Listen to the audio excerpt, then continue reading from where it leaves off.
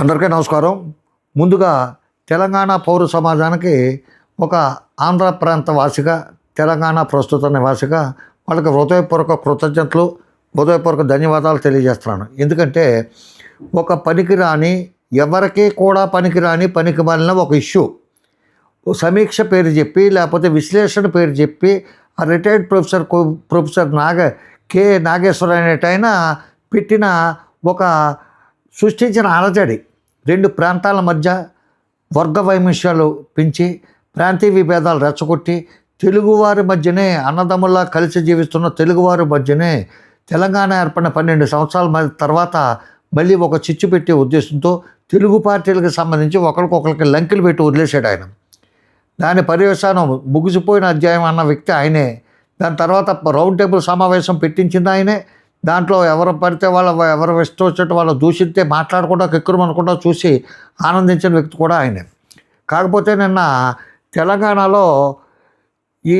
తెలంగాణలో జనసేన పార్టీని అభివృద్ధి చేసుకునే ఉద్దేశంతోనో, లేకపోతే జనసేన పార్టీకి ఇంకా స్ట్రాంగ్గా చేసి కొంచెం దానిలో చైతన్యం కలిగించే ఉద్దేశంతోనో నవనిర్మాణ సంకల్ప సభ అనేది జూన్ 2వ తారీఖున ఆయన జనసేన పార్టీ తరఫున పెట్టుకుంటానికి పవన్ కళ్యాణ్ గారు ప్లాన్ చేసుకున్నాడు. ఇక్కడ ప్రజలు అంటే జనసేనకు ఉన్న కొద్దిపాటి కార్యకర్తలు కూడా వాళ్ళు ఏర్పాటు చేసుకున్నారో దానికి ఆయన వచ్చాడు.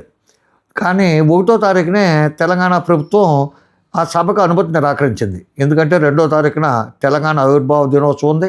అదేవిధంగా ప్రస్తుతం తెలంగాణకు సంబంధించిన కొంతమంది నాయకులకి ఆంధ్ర ప్రాంతానికి సంబంధించిన కామెంట్లు అయ్యి చేస్తాం. ఈ రిటైర్డ్ ప్రొఫెసర్ నాగేశ్వర ఇష్యూ, ఇవన్నీ ఉద్రిక్తల మధ్య ఇప్పుడు సభకి నిర్వహణకి అనుమతి నిరాకరించారు.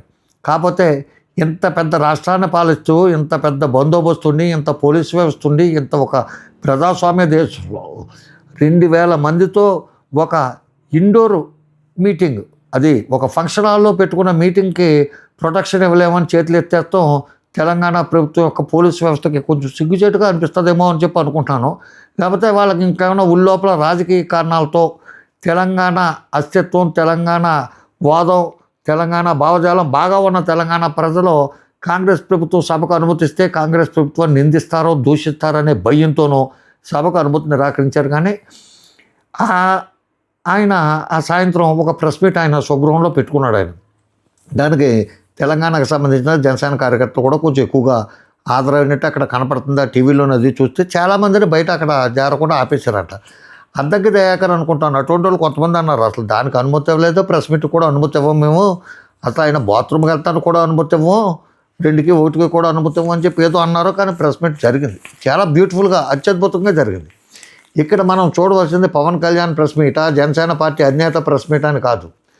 ఒక ఆంధ్రప్రదేశ్ ప్రాంతానికి సంబంధించిన ఒక వ్యక్తికి తెలంగాణలో జరుగుతున్న అవమానం కానీ, లేకపోతే అతనికి జరుగుతున్న ఒక ఆంధ్రప్రదేశ్ డిప్యూటీ చీఫ్ మినిస్టర్ స్థాయి వ్యక్తికి తెలంగాణ ప్రభుత్వం కానీ, తెలంగాణకి సంబంధించిన కాంగ్రెస్ పార్టీకి, కొన్ని రాజకీయ పార్టీలకి సంబంధించిన వ్యక్తులు చేస్తున్న అవమానకర, అభ్యంతరకర, వాళ్ళు వాడుతున్న అభ్యంతరకర పదాలు కానీ, అభ్యంతరకర భాష కానీ, వాళ్ళు చేస్తున్న అవమానకర విషయాలపై స్పందించాలి ప్రతి పార్టీ కూడా.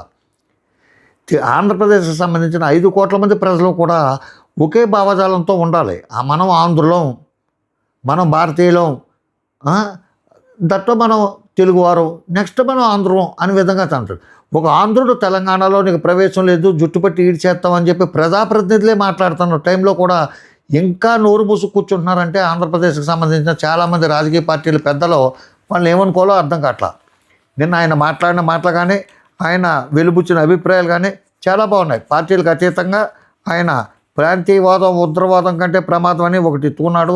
ఆయన నోటు దాకా వచ్చి ప్రధానమంత్రి పేరు కూడా మెన్షన్ చేసి ఆయన ఎందుకో సమయంలో పాటించాడు. లేకపోతే ఆయన కూడా మీరు ఇలాగా ఉంటే కేంద్ర ప్రాంతం వస్తుందో, లేకపోతే రాష్ట్రపతి పాలన వస్తుందో అని చెప్పి అంటాడని చెప్పి అనుకున్నాను. అదే భావజాలంతో స్పీచ్, మీరు పూర్తిగా స్పీచ్ ఏనండి మొదలు పెట్టితే ఎందుకో కొంచెం సమయం పాటించాడు, చూడటట్టు ఉంటుందండి. కాకపోతే తెలంగాణలో జనసేన పార్టీ పెద్దగా ఉనికి లేదు. ఎప్పుడు ఎక్కడ పోటీ చేసినా గెలిచిన పాపాన పోలా. ఆ బీజేపీకి సపోర్ట్ చేస్తాం ఏదో చేసుకుంటూ పోయారు తప్ప జనసేన కార్యకర్తలు ఉండకూడదు బట్టని. కానీ ఇప్పుడు ఆ మొక్కకి నీట్గా చుట్టూ శుభ్రం చేసి, చుట్టూ ఎరువులేసి, ఆ నీళ్లు పోసి, దానికి ఆ పాదు పెరుగుతానికి చుట్టూ బలమైన సపోర్ట్లు ఇచ్చిన తెలంగాణ కాంగ్రెస్ నాయకులందరికీ కూడా ఆ పార్టీ జన సైనికులు వీళ్ళంతా కూడా అభినందించాలి. ఎందుకంటే ఆయన తెలంగాణలో పోటీ చేస్తాం, జిహెచ్ఎంసీ ఎన్నికల్లో పోటీ చేస్తాం, వచ్చే అసెంబ్లీ ఎన్నికల్లోనూ పోటీ చేస్తాం. ఈ సందర్భంగానే ఈయన ప్రెస్ మీట్ అయిపోయిన తర్వాత తెలంగాణకు సంబంధించిన కొద్ది లిమిటెడ్ మెంబర్స్, కాకపోతే తెలంగాణ పౌర సమాజం మాత్రం చాలా అత్యద్భుతంగా పౌర సమాజానికి సంబంధించిన తెలంగాణ పౌరులు, చిన్న పిల్లలు కూడా ఎవడో స్పందించట్లా. ఈ కాంగ్రెస్ వాళ్ళు ప్రెస్ మీట్లు పెట్టి కోమటిరెడ్డి వెంకటరెడ్డి గారు అయితే ఆయన రక్తం మరిగిపోతుందంట. వాళ్ళ అన్నదమ్ములు ఇద్దరినీ కూడా అత్యున్నత స్థానాలకు తీసుకెళ్లిన వ్యక్తి ఆంధ్రుడే, వైఎస్ రాజశేఖర రెడ్డి గారే. వాళ్ళ సొంత అన్నదమ్ముల కింద భావించి వాళ్ళకి చాలా సపోర్ట్ చేసేవాడు ఆయన.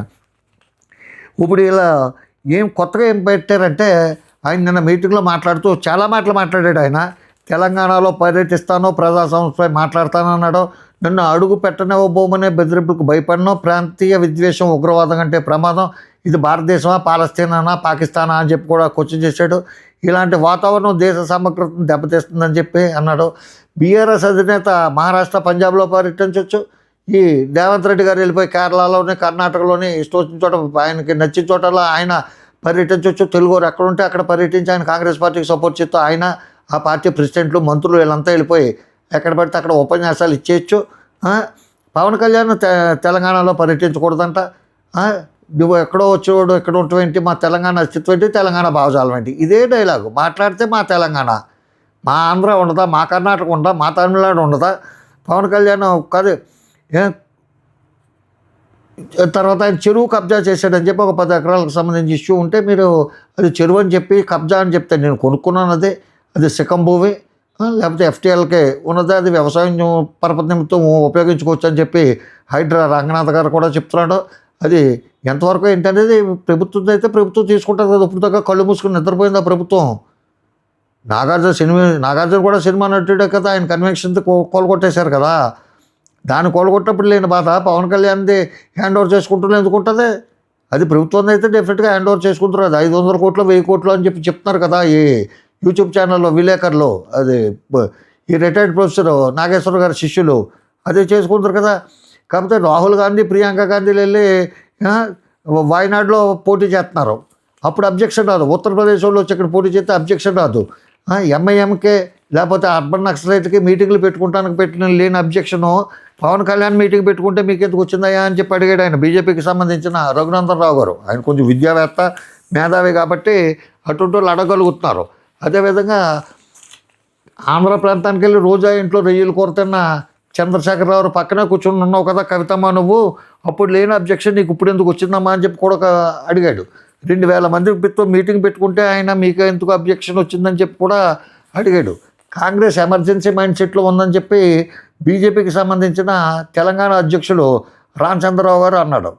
ప్రజాస్వామ్యంలో ఎవరైనా సభలు పెట్టుకోవచ్చు, పవన్ విషయంలో కాంగ్రెస్ ప్రభుత్వం అప్రజాస్వామికంగా వ్యవహరిందన్నాడు. ఈ బీజేపీ సపోర్ట్ చేస్తున్నా కానీ ఈ తెలుగుదేశానికి సంబంధించిన చంద్రబాబు నాయుడు అనేటైనా ఇప్పుడు వచ్చి అఫీషియల్గా ఆయన మాట్లాడాలి, ఫోన్ చేసి రేవంత్ రెడ్డి గారితో మాట్లాడాలి.